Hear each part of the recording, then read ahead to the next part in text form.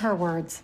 A love story years in the making finally reaches its breaking point. In Paris, Conrad takes the biggest gamble of his life. While Belly finds herself torn between the past she thought she left behind and the future she desperately wants to define. But when every word, every memory, and every kiss carries the weight of unfinished business, the question is simple. Can love truly survive when doubt lingers in every corner? Conrad's journey begins with determination, not hesitation. Fresh from the permission of Jeremiah, the very brother who once stood in his way, he boards a plane with one purpose: to find Belly before it's too late. Paris, a city of love and second chances, becomes the stage where all of his carefully guarded feelings threaten to spill into the open. When he finally arrives at Belly's door, everything he imagined seems to collapse at once. Because standing there, radiant and different, Belly is not alone. A boy named Benito hovers close, his presence a silent challenge. Conrad swallows the weight of disappointment, hiding the confession that carried him across the ocean. Instead, he fabricates a cover story, claiming he's just in town for a conference in Brussels and wanted to stop by for her birthday. Belly, caught off guard and shaken by the sight of him, agrees to show him around for the day. Her heart betrays her composure. The lipstick she applies, the nervous laugh she forces, even the way her hands fumble when she picks up his bag all reveal the storm raging inside. She insists she'll only be his tour guide, but it's clear she's already fighting old feelings that refuse to stay buried. As they wander through the streets of Paris, their moments together flow like fragments of a dream. A museum visit becomes more than just art. It's an exchange of truths. Conrad admits he wishes he could see the city through her eyes. Belly, in return, reveals how difficult Paris once felt, from confusing chores to overwhelming loneliness. Yet here, in this city that once felt foreign, Conrad sees her thriving. He listens genuinely, reminding her that she's always been stronger than she realizes. And when she takes him to a rooftop she often visited for solace, the view transforms into a metaphor, how distance and perspective can make chaos look like harmony. Conrad compares it to the human body, a puzzle of systems working together, fragile yet complete. In these moments, the walls between them begin to crumble. Belly invites him to stay longer, even suggesting he join her birthday dinner. The invitation hangs in the air like an unspoken promise, one neither of them is ready to define. For Belly, the gesture feels impulsive, yet deeply right. For Conrad, it's the confirmation that maybe, just maybe, this trip wasn't a mistake, but love is never simple. Across the ocean, Jeremiah is preparing for his own defining night. A dinner arranged by Taylor offers him the chance to step forward, both in career and in love. Yet secrets weigh heavy on the evening. Stephen has been keeping a life-altering truth from Taylor, and when it spills, the stability of their relationship trembles. As Taylor spirals from the revelation and the dinner plans unravel due to a flooded venue, the group faces the decision of moving everything back to the cousins' beach house. The symbolism isn't lost. The place that has carried every triumph and heartbreak of their youth now becomes the backdrop for another confrontation with the past. Back in Paris, tension thickens. In Belly's apartment, Conrad takes in the evidence of a life he wasn't part of, photos of Benito, mementos from nights he never knew about, reminders of laughter that wasn't his. The discovery stings, but it's tempered by his own memories, like spotting Junior Mint, the bear he once won for her. And then Belly appears, breathtaking in a black dress, a vision of elegance that leaves him wordless. The moment lingers as he clasps her bracelet for her, their hands brushing with a spark that speaks louder than any words. The birthday dinner, cracks begin to show. Conrad is the outsider at the table of friends, while Benito plays the part of the confident suitor. Yet subtle details reveal the truth. Belly ended things weeks ago, though Benito clings to the illusion. The atmosphere shifts when Conrad offers his gift, a bottle of sand from cousins, gathered on the 4th of July. A simple gesture, but one layered with meaning, tying her to the home they both shared, to memories that refuse to fade. Belly's soft kiss on his cheek seals the moment, just as the birthday cake arrives, glowing candles illuminating a choice she is yet to make. Meanwhile, back in Cousins, Jeremiah wrestles with more than dinner preparations. The house itself, a shrine of past wounds, threatens to suffocate him. Old memories resurface, doubts creep in, and the tension between him and Stephen spills into the open. But Taylor's determination to fight for love forces the truth into light. Stephen admits his fear of uprooting her life again, his hesitation born not of indifference, but of love itself. By the end, Taylor and Stephen reconcile with a kiss, their happy ending secured, even as Jeremiah feels the unresolved weight of Belly's absence. As night falls in Paris, the unspoken truths between Conrad and Belly inch closer to the surface. Every glance, every brush of their hands feels charged with years of longing. But beneath the beauty of the city, beneath the laughter of her friends, lies the pressing question neither of them has yet dared to ask. Are they still meant to belong to each other, or are they only chasing ghosts of what could have been? The night of Belly's birthday is supposed to be a celebration, yet for Conrad it feels like standing on the edge of a cliff. Every laugh shared between Belly and her friends is a reminder of how far he's been pushed to the outside. And when Benito slips her a gift, a photograph he took of her in bed, it cuts deeper than Conrad wants to admit. To the rest of the table, it looks like intimacy. To Conrad, it feels like a warning. He's too late. But then the truth emerges. Belly reveals that she broke up with Benito weeks ago, long before Conrad's arrival. Suddenly, the walls of assumption crumble. Benito was never her future. He was only a chapter that's already closed. The moment is electric, but fragile. Conrad steadies himself, holding onto the bottle of sand he gifted her, watching as she runs her fingers across it like a lifeline to Cousins. For Belly, the gift isn't just thoughtful, it's grounding. It reminds her of who she was, who she still is, and who Conrad has always seen her to be. As the cake is cut and her friends sing, the air is filled with a bittersweet awareness. Every wish she's ever made on her birthday candles has been tangled with him. And tonight, though she doesn't say it, he knows she's wishing for clarity, for something more than shadows and half-spoken truths. Back at the beach house, Jeremiah's carefully planned dinner is unraveling at an alarming pace. The champagne brought by Adam feels like a cruel joke, a painful reminder of his failed wedding, the day everything fractured beyond repair. The kitchen becomes his battlefield, frustration spilling out in sharp bursts as he drives Stephen and Taylor away. Alone, he tries to control the chaos, yet control is exactly what has slipped through his fingers since the moment Belly chose to leave.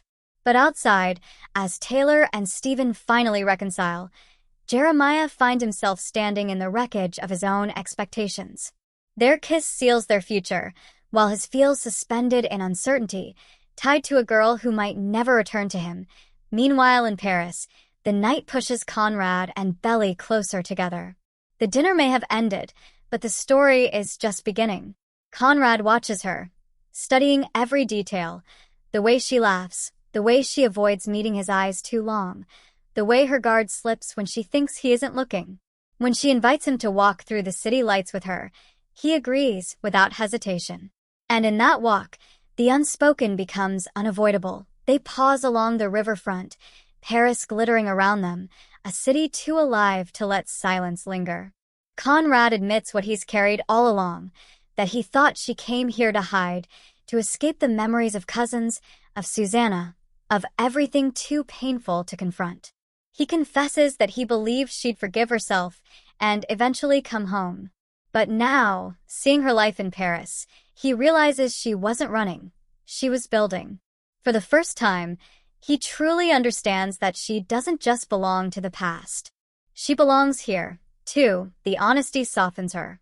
She leans against his chest, breathing in the steadiness of him, the familiar heartbeat she's known since childhood. In a whisper, she admits his letters kept her alive in her loneliest moments. Every word he wrote became an anchor, proof that she wasn't forgotten, proof that home still waited for her. Yet when he asks why it took her so long to write back, her answer pierces him. She says she had to move on first, to try to live without him before she could face what she always felt.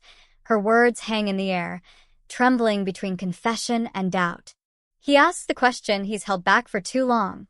Has she moved on? But instead of answering, Belly pulls him into a kiss. What starts as hesitation quickly ignites into urgency, years of longing pouring out in one unstoppable current. The kiss becomes more, carrying them back to her apartment, to the bedroom where walls and fears finally collapse. In that night, they aren't Conrad and Belly struggling against fate. They're just two people who've always loved each other, colliding with the inevitability of it all. But love, when tested, doesn't rest in passion alone. Morning comes like a thief, stealing the simplicity of the night. Wrapped in each other's arms, they speak in whispers at first, until the weight of reality forces itself between them.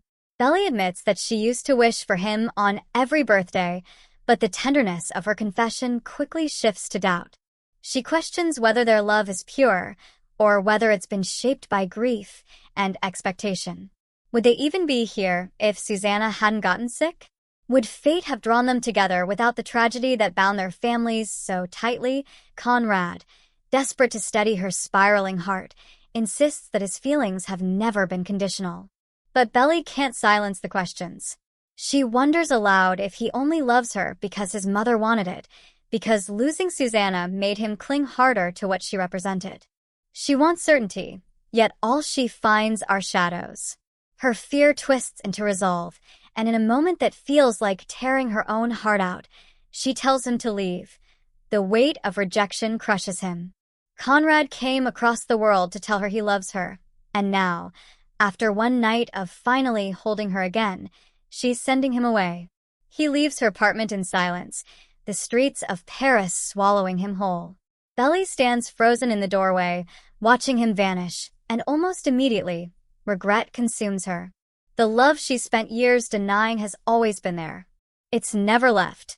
And as the door closes behind him, she realizes with certainty that she's just made the biggest mistake of her life. Belly doesn't wait long before the crushing weight of her decision breaks her resolve. Her heart, the one she's tried so hard to protect, refuses to let Conrad walk out of her life again. She rushes to the window, searching desperately for him in the Paris night, but he's already gone. Panic takes over. She grabs her coat, her voice trembling as she calls his name into the street, but the city offers no answer. With tears stinging her eyes, she hails a cab, driven not by logic, but by the certainty that if she loses him now, it will be forever. At the station, the air is frantic, the sound of trains roaring like the beating of her own heart. Belly runs from car to car, her breath shallow, her mind racing through every memory of him, the boy who challenged her, who broke her, who loved her in ways no one else ever could. Each door she opens is another swing between hope and despair. And then it happens. She finds him, Conrad, sitting quietly, shoulders heavy with the burden of goodbye. For a moment, the world stops. Neither speaks right away, because words feel too small for everything between them. When she finally breathes his name, his eyes meet hers, and all the walls collapse. The chase is over. She chose him. What follows isn't a grand declaration shouted to the world, but something more intimate, more powerful. Belly tells him she was wrong to send him away. She admits that her doubts, her questions, her fears, all of it was noise compared to the truth that's always been there. She has always loved him. She will always love him. Conrad listens, his silence, not hesitation but awe, because these are the words he's waited years to hear. And when he finally speaks, it's simple but steady. He loves her too. Not because of Susanna, not because of the past, but because of who she is, the girl who has always been his anchor, his storm, his home. The train pulls out of the station, carrying them forward, not apart. Paris fades, and time itself blurs, as if the story no longer belongs to chance but to choice. Back in Cousins, the threads of other stories weave themselves into closure. Jeremiah, though bruised by the weight of loss, finds quiet acceptance. He knows now that Belly's heart has chosen its path, and while it hurts, it frees him to imagine a future no longer built on waiting for her. Taylor and Stephen, bound by their decision to leap together into the unknown, prepare for California with a renewed strength. The beach house, once haunted by grief, begins to feel like what it always was meant to be, a place where love survives, even through change. And then, at last, the story circles home. Belly and Conrad return from Paris, not as broken pieces trying to fit together, but as a couple ready to face the world. Their car pulls into the familiar driveway, the gravel crunching beneath the tires like a memory stirring awake. The house rises before them, unchanged yet forever different, a silent witness to every tear, every fight, every kiss that brought them here. Hand in hand, they walk through the doorway, past the walls that know their history, into the backyard where summers once felt endless. The camera doesn't linger on words because no words are needed. Instead, it pulls back, slowly, carefully, as if unwilling to interrupt. The ocean crashes softly in the distance, the sky wide and forgiving, and in that frame, we see them. Not just Conrad and Belly, not just two kids who grew up in each other's orbit, but two people who fought through time, tragedy, and doubt to find their way back. The screen fades to black, leaving the story complete. But the ending, like all great endings, carries its own questions. Was this destiny or choice? Was love inevitable? Or was it a decision made moment by moment, fight by fight, letter by letter? For Belly and Conrad, the answer no longer matters. What matters is that they chose each other, finally and fully. And with that, The Summer I Turned Pretty closes its chapter on uncertainty. Not with fireworks or grand gestures, but with something stronger. The quiet, unwavering truth that after everything, love remains.